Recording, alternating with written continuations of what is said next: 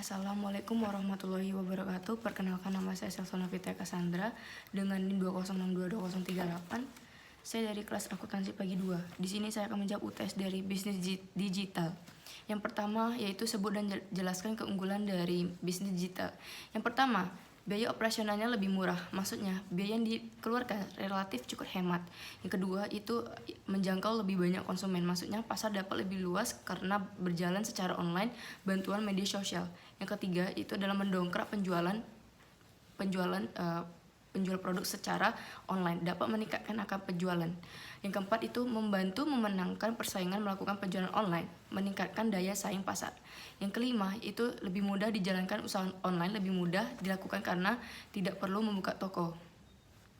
Yang kedua itu adalah sebut dan jelaskan contoh transformasi digital.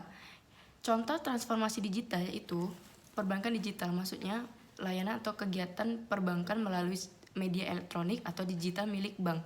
Yang kedua, kupon belanja digital, maksudnya alat transaksi pembayaran dalam nominal tertentu dalam jangka waktu yang sudah ditentukan. Yang ketiga itu adalah kartu loyalitas pelanggan digital, maksudnya loyalitas pelanggan yang paling sering dijumpai yaitu membership card.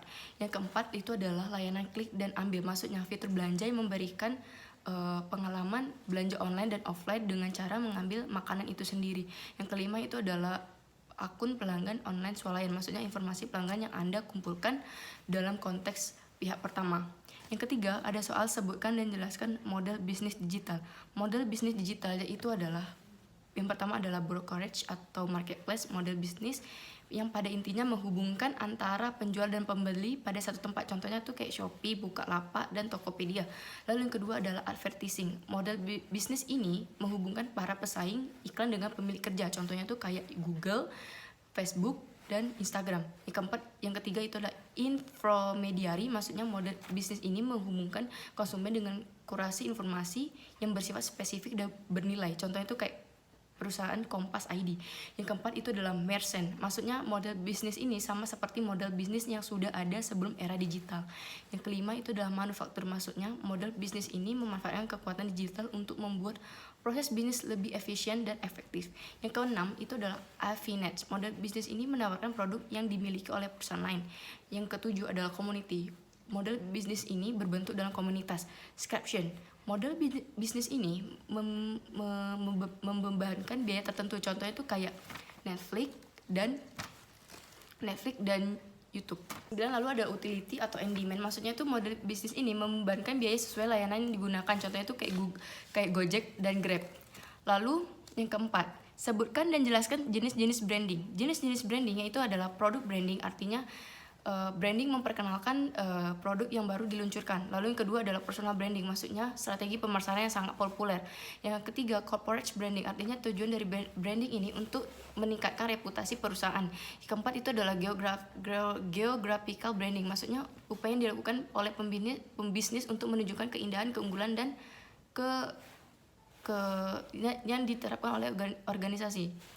Lalu yang terakhir adalah CO branding, maksudnya jenis branding yang dilakukan oleh perusahaan dengan cara kerjasama. Lalu yang kelima ada soal jelaskan dan berikan contoh aktivitas periklanan dalam bisnis digital. Contoh aktivitas periklanan dalam bisnis digital yaitu adalah pertama adalah cost per mile. Apa maksudnya cost per mile? Cost per mile itu adalah jumlah banyaknya iklan yang dilihat oleh audiens dengan biaya yang perlu dibayar dalam 1000 kali tayang. Lalu yang kedua adalah rasio klik tayang, seberapa orang sering melihat iklan atau produk gratis kita. Lalu ketiga adalah biaya per akuisisi, maksudnya biaya iklan yang dibayarkan untuk penjualan yang dilakukan.